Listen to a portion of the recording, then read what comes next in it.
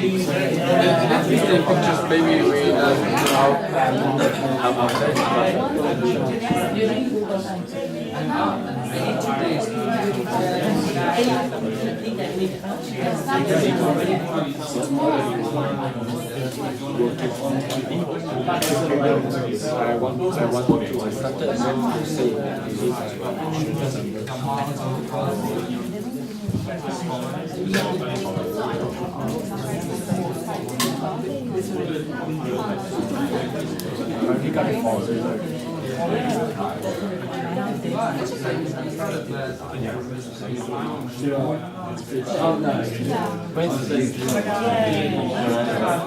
How long I've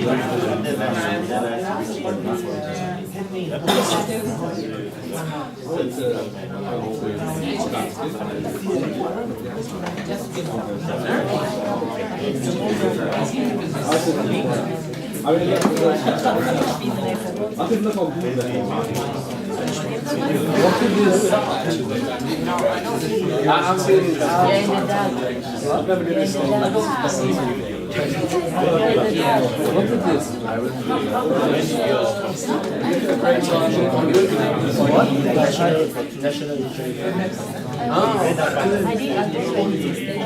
No, but it's okay.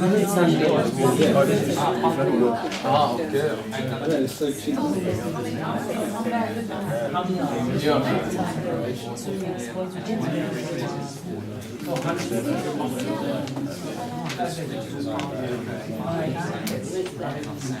Maybe in the car.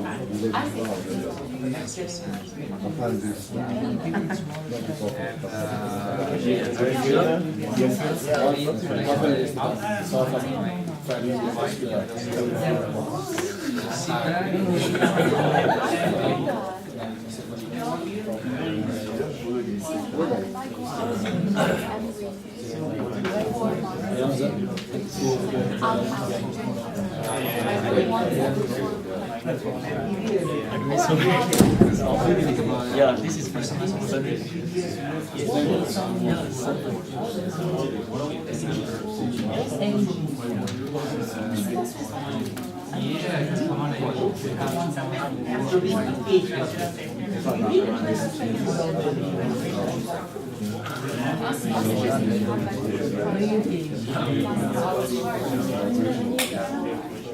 It's real quick, but it goes into the ground.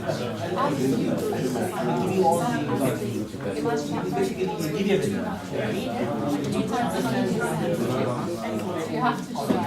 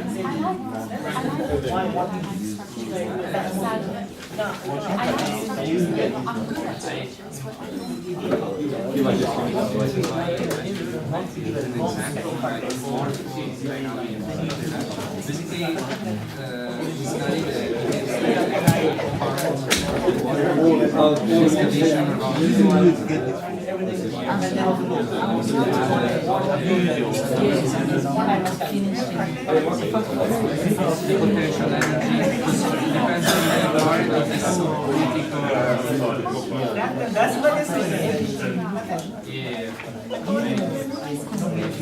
My skin exam.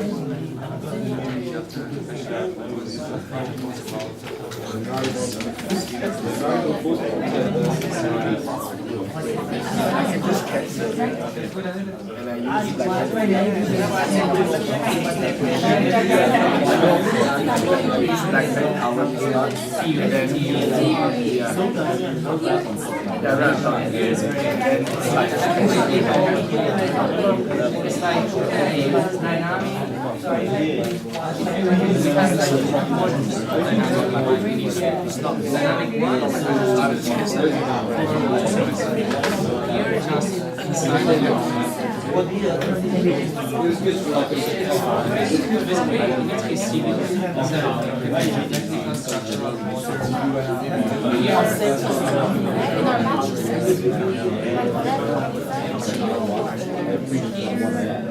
to separate, but yeah, get to degree like more structural. You can do the same thing. I mean, when you're working, you can put your singles on everything, or if you're structural, you can do just like that. You know what I mean? Because in the end of the day, it's important what you can do.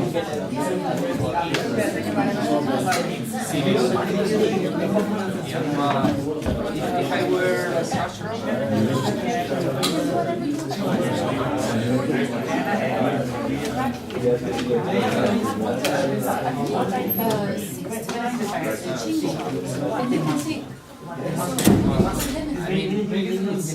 mean, it's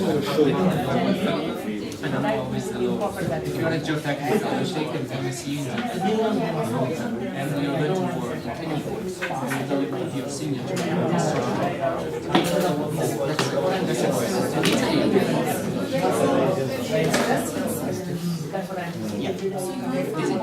I'm fine, but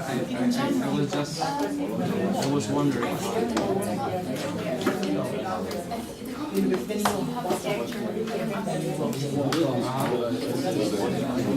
Yeah, but if one day you freelance, you're working as a freelance, will you do that? Or the law says that you can immediately know that you can do it.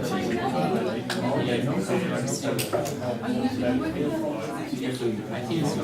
I have some possibilities because I would like to start working with an engineering office and then move forward in order to, Okay. some experience. So, are all of you back, more or less?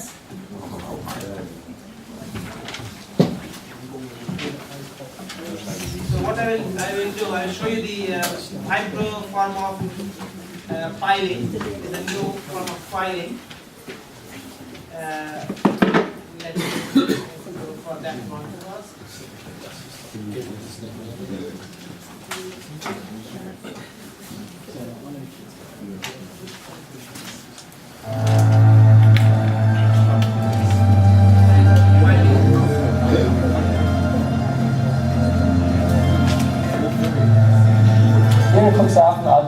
nearby the German coast of the North Sea, we develop installation technologies for offshore wind farms further.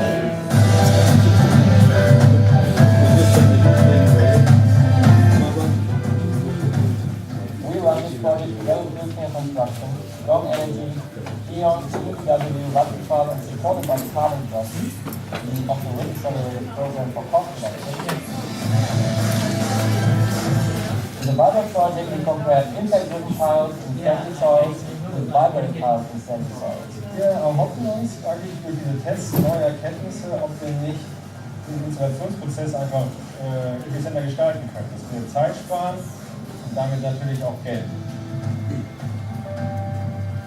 Supply industry from all over Europe is making this possible because we use very specialized technology.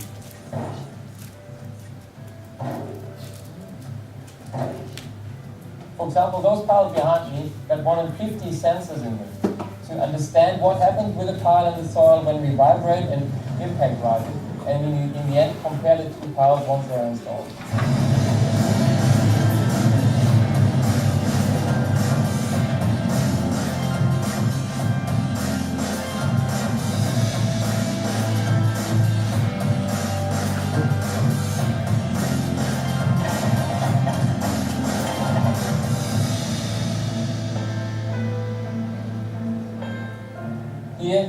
Cuxhaven sandy soils where we get density and where we get a very good water level underneath this surface here to perform us these tests.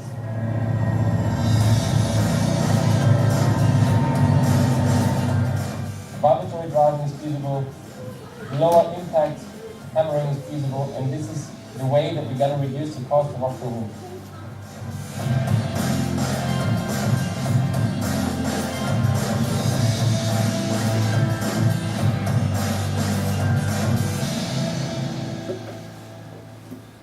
I'll show you another one.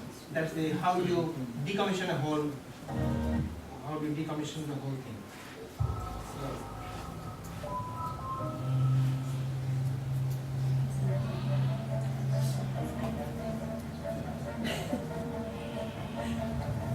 They are one of the oldest wind farms. So they, after 20 years, they are trying to decommission.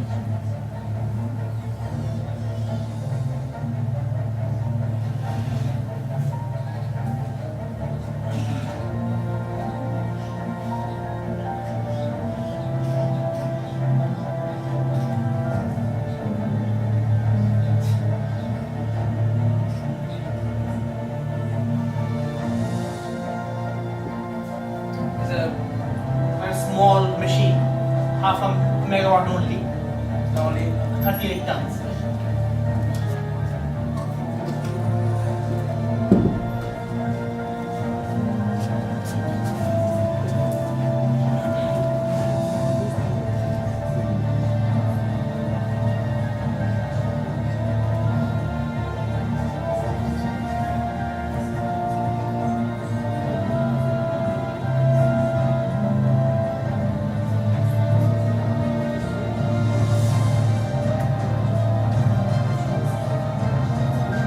There's a pile. Okay? So take the pile by same plane.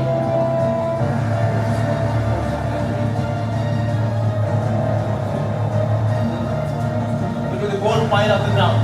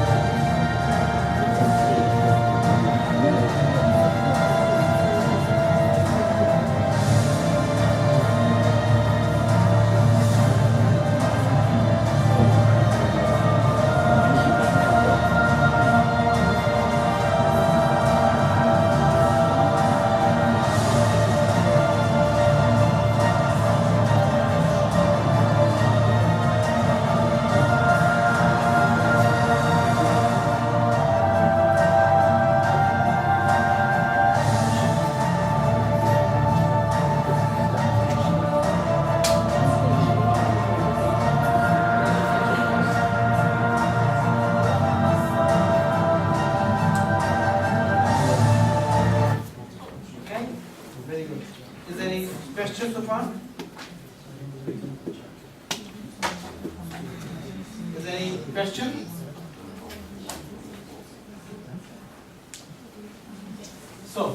So these days, if you do any offshore work, once you put the pile in place, you got to again do complete decommission. You cannot leave anything in this cement. Right? So here's the way you can do it. So you can use the vibro method to apply, push the pile in and also take it out. What they do there to that vibration, that has the soil liquefied around it, and that helps it to go down.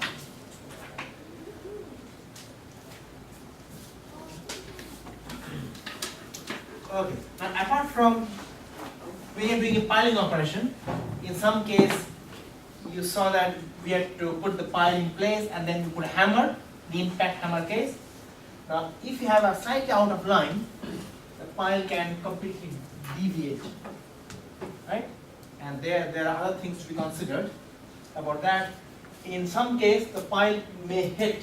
They are steel tubular piles for offshore. They are steel tubular piles, and if you hit a boulder or something hard, it may start to ovalize, and that will propagate, and you can have a completely diffusal sort of case. It will happen with a very thin wall. So, in terms of pile wall thickness, can somebody guess what's the wall thickness, right? Like D by T, diameter to wall thickness.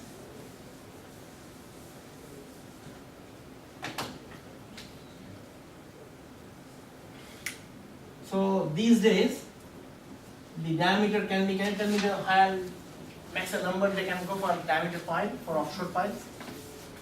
8 inches.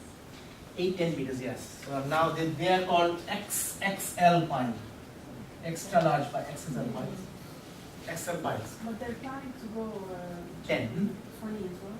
20 meter. No, 20 diameter. No, they are not for caisson. Caisson is fine. Pile is. So caisson means, just to differentiate, caisson would mean you normally have, say, diameter to this L, sort of maximum 1, or sort of if it is say 20 meter, you normally go maximum 20 meter, right? So you you can go up 1.5 times, but not more than that. And if you have a caisson, we normally install by a suction. That's a different way of doing it. Okay. Yeah. So in terms of these things, so the diameter by T, they're very, very thin wall, right? Can somebody tell me roughly the ratio? Sort of 100, around 100, quite thin wall. So if it is that sort of thin wall, so if it's thin wall, and if you get some sort of push from one side, it can start to ovalize.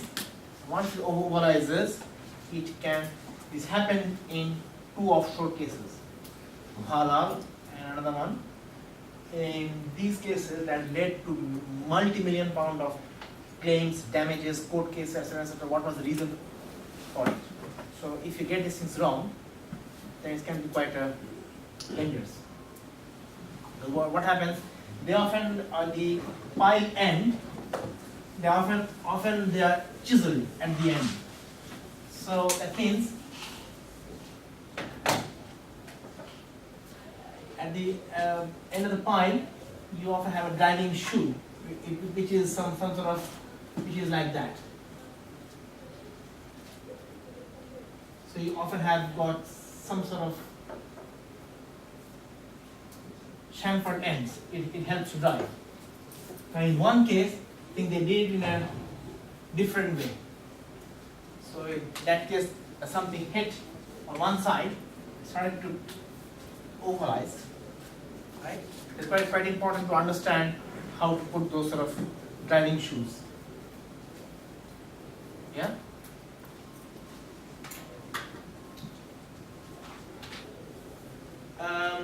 Also, if you go for offshore operations, offshore things, now the wind farm, etc., there can be sort of spacing of turbines can be kilometer. Like this to this can be kilometer. And in that way, you may face different geology as well.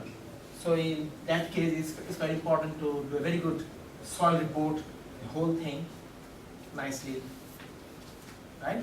Because what you want to do, you want to have a same pile for all the entire wind farm. You don't want different piles. It's hard to manage. If you have different piles in different locations, it's hard to manage. It's very difficult to keep a track about all the things. Now, in terms of pile design, what are the important things in terms of offshore pile designs? So the first thing is that you got to find out the number of size and spacing of piles,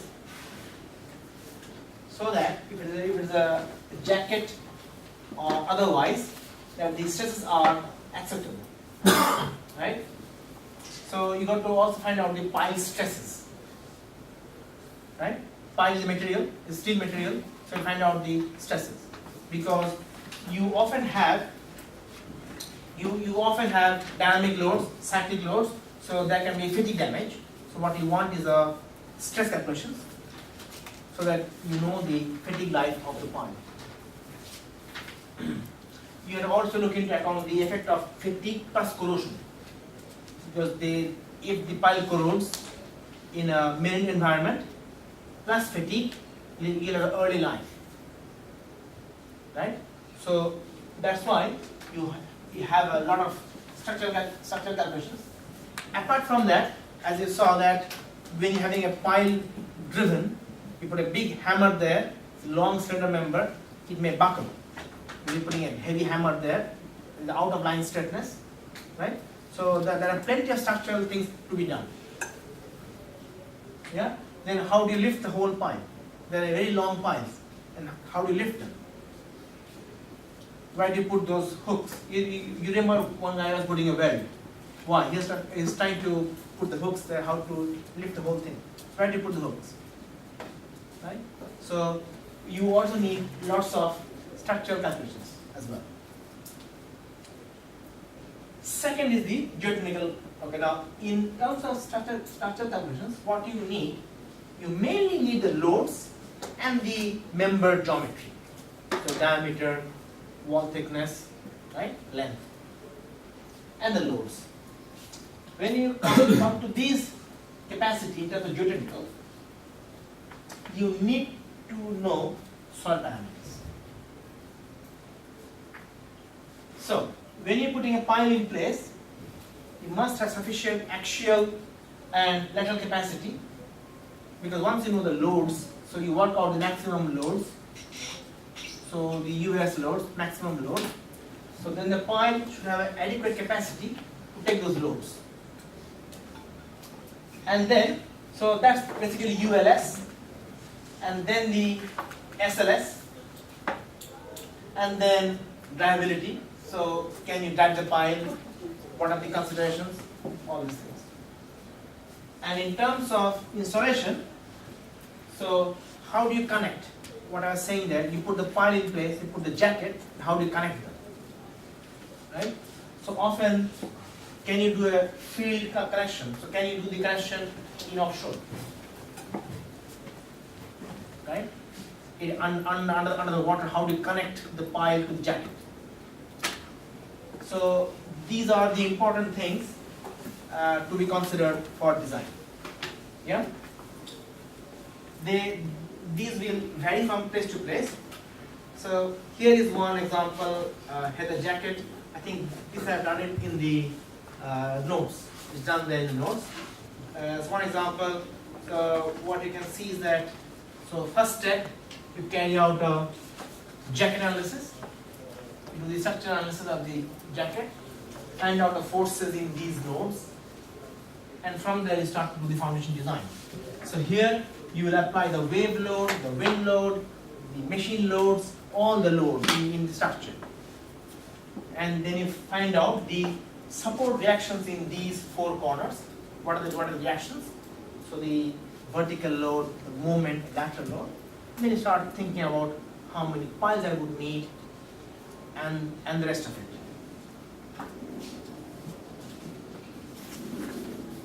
Okay. The next, the sort of important calculations is pile capacity. Right? How many of you have done pile capacity before? Raise your hands. Only one, two. Only two. You? Right? So, how many didn't do it before at all? Okay. So there are couple, 3, 4. All right. Right. So let me explain the concept, and then I will I've taken the offshore capacity here because that I think most of you didn't do offshore capacity. Okay? They are slightly different from onshore. I will explain that. Okay, so pile capacity means, say you put the pile in place,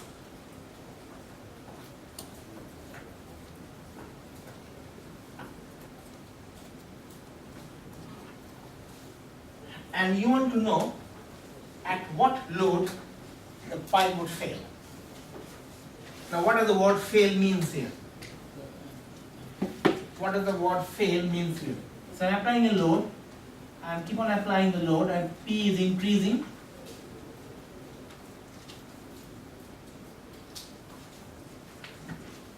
At what load the pile would fail? Now what does the word fail mean here? Yield. Yield means yield in structural yield, like crush or crushing, or what would it mean? Deformation means what? How much deformation? Go you into think the expect? plastic region. Hmm? It means it go into the plastic region. Okay. Now, say for example, I've got a pile, right? I have a pile there. I'm applying the load, and one point I see, one point, then the pile has gone. I cannot apply any load. What then happens? See if there's What happened there? The pile means what it means. When you apply the load at the top, first it will mobilize the friction here. So unless you overcome the friction, the pile will not move, right? So you start to mobilize the friction. That means the pile, as long as it doesn't slip, you are applying a load, and you see that there is no movement. That means you didn't start to mobilize the friction. So when you start to give more and more load, at one point you see that the dial gauge, if you put a dial gauge here, if I put a small dial gauge there, and I record the movement of the top pile head, I will see that after the load, at certain point it's starting to move, the dial is moving. You keep on applying the load. So what you are doing, basically effectively you are mobilizing the shaft capacity. You are mobilizing the friction there. Once you completely mobilize the friction, not completely, when you mobilize this thing, then the pile bottom, the soil here sees some pressure. You keep on applying, still you are applying, and then you will see that the pile bottom starts to deform. So you form here like a similar bearing capacity problem like a shallow foundation. So this pile bottom acts like a shallow foundation. Keep on applying the load, you will see that it would punch through, it fails, you mobilize fully shaft, you mobilize fully end bearing, and then it will punch through. Pile has gone. Yeah? So this is the pile capacity geotechnical. Why geotechnical? Because you need the geotechnical parameters to calculate that. Here we are not taking any structural things. It's purely dependent on the soil type. If it is clay, less friction, sand, more friction, rock, higher friction, right? Bottom is the good soil, higher resistance, everything to do with the soil around it, and the geometry. Geometry means this length L and this diameter D. Yeah? So this will tell you at what load, at what ultimate load you lose the pile. The pile will completely gone, completely lose the pile. So can somebody give me an example about a small experiment? They can say that a small analogy.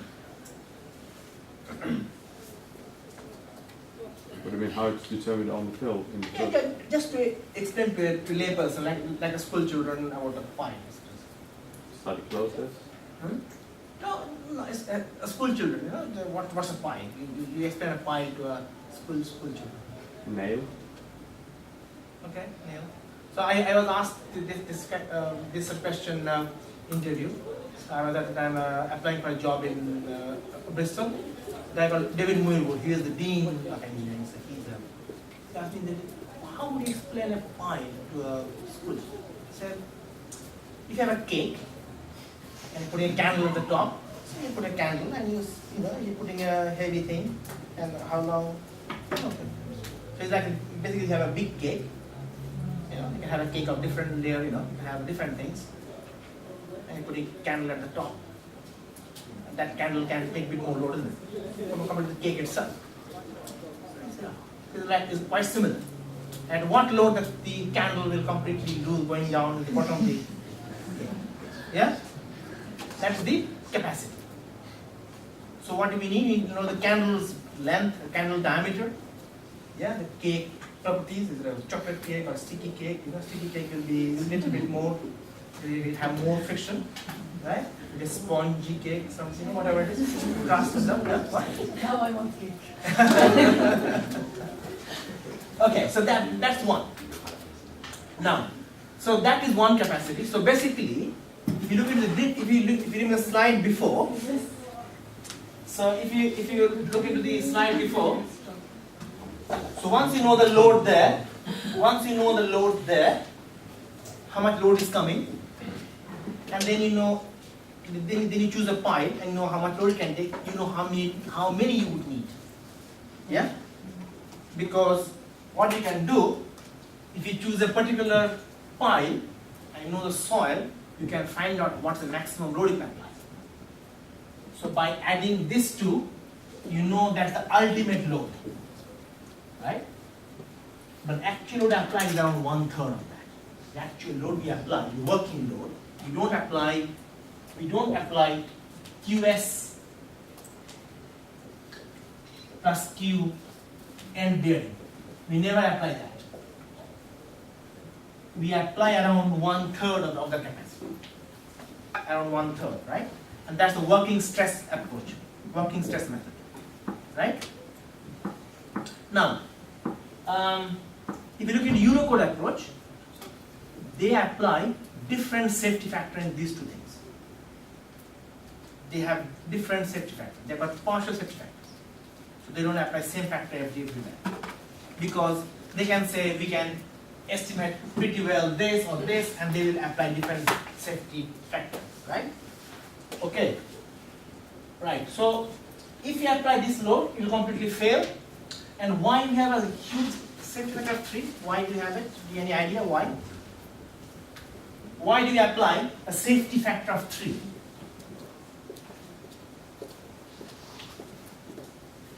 Which part we are not certain about? Are we not certain about the friction or not certain about the end bearing? What is the most uncertain things? End bearing, we know that. The bottom of the pile is there, so we know that. No, the slides are mobilized. But it will mobilize. Yeah? It will mobilize. You will mobilize QS and QBs because you will be bearing against that. Soil parameters. The mechanism is right. There will be friction, right? But while you do the piling operation, you will have the soil disturbed around it, right? So you measure a parameter in situ, you get a strength of 100 kPa, but then you disturb it. You never know how is the clay sensitive, how much strength drops, right? During the operation, did you generate poor water pressure around it? Did you decrease the effective stress? So the parameters are not very certain. So we don't know those parameters. When you calculate, we need to put some soil parameters. And these are, we are not sure what about those parameters are. So if you see, I've given you a document. If you see there, if you look into this document I gave you there, you see they're having one page 4. You see the choice of parameters. You see quality of data and the quantity of data. You see there, you see in a document, section 4, there is field number 2. So you can see the data quality, right?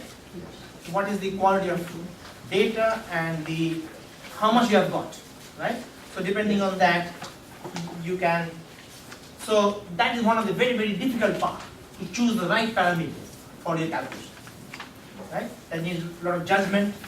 You know, is the quality good? Can you trust that lab? Some lab has produced you some numbers. How do you know that they have done the test, you know, in a proper way, right?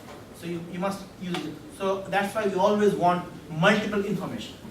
So give us this test, give us that test, give us in situ some SPD value, so you know what to expect. You don't rely on one number. You look into multiple sources, and then you make your own judgment. Probably, yes. Yeah. So you have to get that thing right. But that everything, because we know that there will be friction.